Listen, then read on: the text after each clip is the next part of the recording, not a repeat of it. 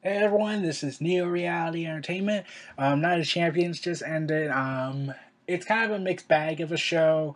Coming into the show, like the build up, in my opinion, was mediocre.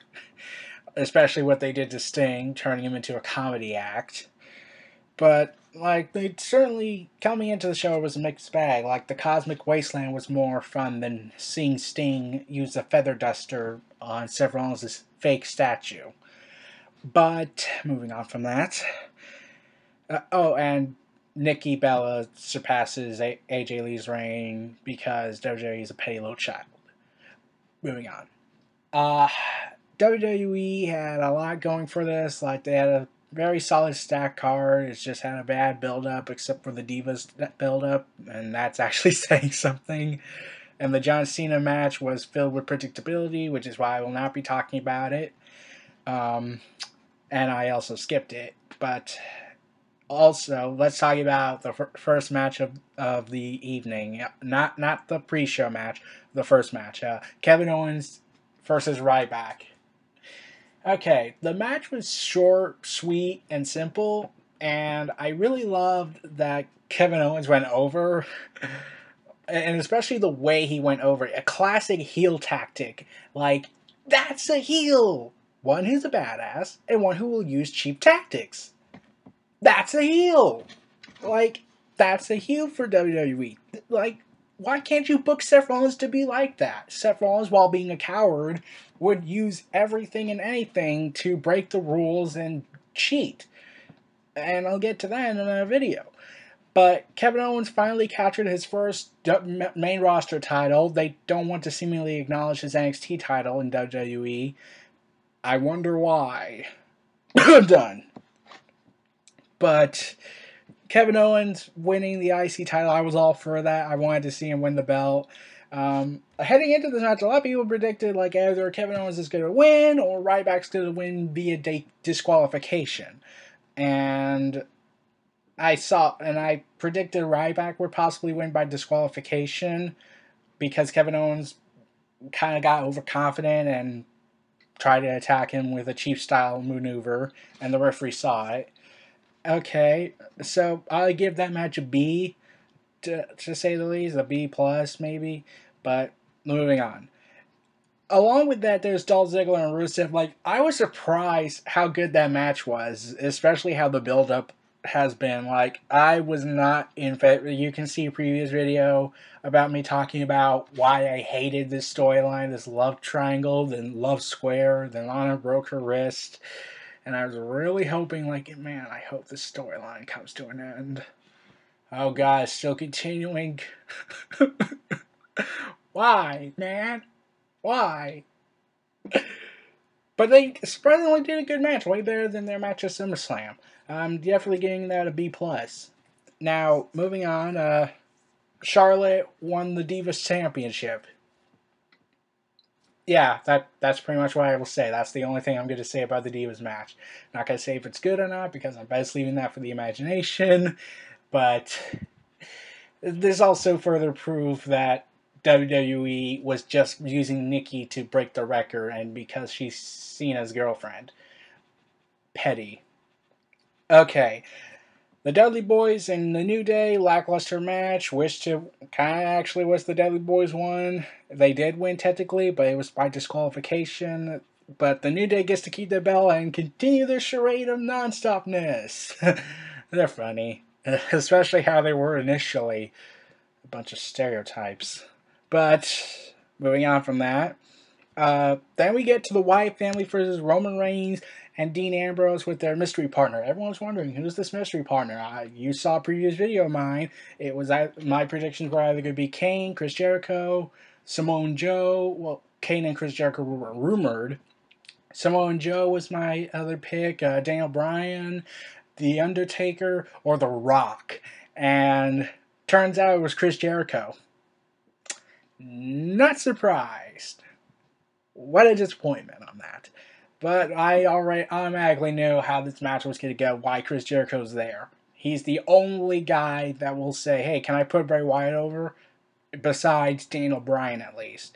So I saw that coming a mile away, like, yep, Chris Jericho's going to lose. He's gonna put over Braun Strowman. That's my prediction. Oh wait, he put over Braun Strowman. Yeah. But this 6-man tag team match was really good. I really loved it. So the match was filled with electricity. Like when I thought of Chris Jericho as the partner, I was like thinking like, but they need a big guy to beat Braun Strowman. Like Samoa Joe would have been the perfect choice, or Baron Corbin. Not Chris Jericho. Like that would have worked if this was the previous Shield day. In fact, I think that's what they were trying to replicate. Okay, before I continue further, let's get to what happened before the match started and before Jericho was revealed. A guy dressed up in a Shield outfit came into the ring and basically was saying pretty much, I'm the third man, and security came after him. Okay, what's wrong with the fan? What's wrong with those fans? 2, what's wrong with the security? And 3, if this was the 90s and early 2000s, they'd be screwed. Like, they were back then, I think wrestlers were given free reign to say, hey, beat the living life out of the people who try to trespass or attack you. Like, that was the old system back then. And I was saying, if this was the old days, they'd be screwed.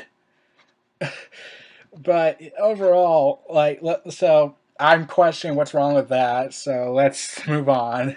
Like, the match was filled with electricity, it was fast-paced, aggressive, and I think they were trying to replicate the Shield using Chris Jericho as the replacement for Seth Rollins. Like, I think that was the agenda. Like, we need a high flyer. Like, Ambrose is the technical guy, Ambrose is the technical guy, I think. Well, the hard-hitting edge stuff. Roman Reigns is the powerhouse. Now we need a high flyer. Oh, well, let's just Chris Jericho. And the match was good. Like, they especially protected Braun Strowman. Like, I liked how they didn't overexpose him, since Braun Strowman is a strong man and he just recently started wrestling. So obviously he's still very green. So they kept him in for only a few minutes and then tagged him back out. Like, he's the big ultimate secret weapon, pretty much. He's the secret weapon of the Wyatt family. But like, overall, like, the match was enjoyable, and I knew Chris Jericho was going to put him over. But then it kind of ended rather awkwardly. Like, Chris Jericho is mad, Roman Reigns is frustrated, Dean Ambrose is shaking his head. Like I was thinking 2 things. One, either this is going to end very awkwardly, or B, Reigns and Ambrose were going to beat the living life out of Jericho for Jericho's failure in getting the best of his ego in the ring. And instead, Jericho just shoulder tackled Ambrose and walked away. And I was like, what just happened? Was a heel turn supposed to happen? Like, Reigns is confused, Ambrose is confused, Jericho, I don't even think he knows what he's doing at that time. So, I was like, what? So, then we get to, after that is John Cena versus Seth Rollins. Being my anti-Cena self, I skipped that match, because I knew what was going to happen. Since Charlotte defeated Nikki Bella, Cena is going to go ahead and take the US title back. And of course he did. So, pretty much the power couple still has a power couple, and now they have the US title again, which begs the question, what was the point? What was the point of having the belt for a month and then just drop it again to Cena? God knows Cena can't just put him over once. But instead, we get the same cut and dry pace thing. Cena is the Superman, and Seth Rollins is the weak weasel that doesn't deserve a push. At least in John Cena and Kevin Dunn's world. And maybe Vince's. But moving on from that, after John Cena, being the bully and the face that runs the place, decided to say, hey, Seth Rollins is trying to walk away. Now, I could shove him back into the ring, but instead, I'm going to go and just basically be a bully and AA him. And like that's kind of a heel thing to do, Cena. I know you like to tease us and make us mad about it, but like, honestly, that was kind of a jerk move. Bully. So we get to Sting and Seth Rollins. Like, I was thinking this is going to be a slow match. It's going to be a little slow at times since Seth Rollins is selling his injuries. Sting is all fresh and ready. And and honestly, the faces in this match tonight for the last two matches were kind of jerks. Like, Sting is supposed to be the Boy Scout, so is Sting to an extent, since they want to push him as this Boy Scout guy instead of the masked vigilante. But they were just kind of like picking at Seth Rollins' wounded carcass pretty much. And Seth Rollins got a few hits in there. And what was shocking is that he didn't end in a screwy finish. Instead, Seth Rollins pinned him clean. I was like, wow, that's shocking. But overall, like, the match had its moments and had its flaws. Like, Sting, I kept generally thinking he was hurt around near the end. Like, he was hurting. Like, I was thinking that the doctor was going to do the X sign to signal, yeah, he's injured. But they didn't do that, so I couldn't tell if they were selling. Was he selling, or was he really hurt, since it did look like it hurt, painfully. So, and Seth Rollins tried to go for the pedigree. Sting countered it, and Seth Rollins managed to counter it by getting a roll-up. And Seth Rollins wins and retains the title for another day. And then Sheamus comes in and tries to basically cash in his Money in the Bank contract. And then all of a sudden, Kane returns. And I was like, yay, who cares? So, but it's Demon Kane. Ah, what a twist! What a twist! What a twist! And not really. And Kane is furious after what Seth Rollins did to him after Brock Lesnar shattered his ankle. Kane chokeslams him like, I saw that coming a mile away. Like, I would not have been surprised if they didn't do that. Like, they just let Kane forget, like, the kidnapping of the Wyatt family angle, 2 years ago. I wonder what happened to that angle they were supposed to go with. But Sheamus is ordering Kane, and Kane to finish him off and whatnot. And I think they were trying to replicate the Undertaker's surprise return against Brock Lesnar, but it just didn't have the same flair to it. Like, Kane isn't the Undertaker. Let's get that in first and foremost. Kane isn't the Undertaker. So there's no mystique and there's no suspense in it. It's just obvious, yeah, he's coming back for vengeance. Like, for The Undertaker, it's legitimate reasons. Kane has a legitimate reason to go after Seth Rollins for betraying him, pretty much. But overall, it was just kind of obviously going to happen. Like, with the reports of how the next world champion is rumored to be Roman Reigns, they're obviously going to protect Seth Rollins until Roman Reigns is ready. So really, there's not really much to go for on that. So we know what's going to happen at Hell in a Cell, which I'll get to in another video about Undertaker and Brock Lesnar 3, also known as Undertaker Brock Lesnar 5. Or was it 6? I kind of lost track. But moving on.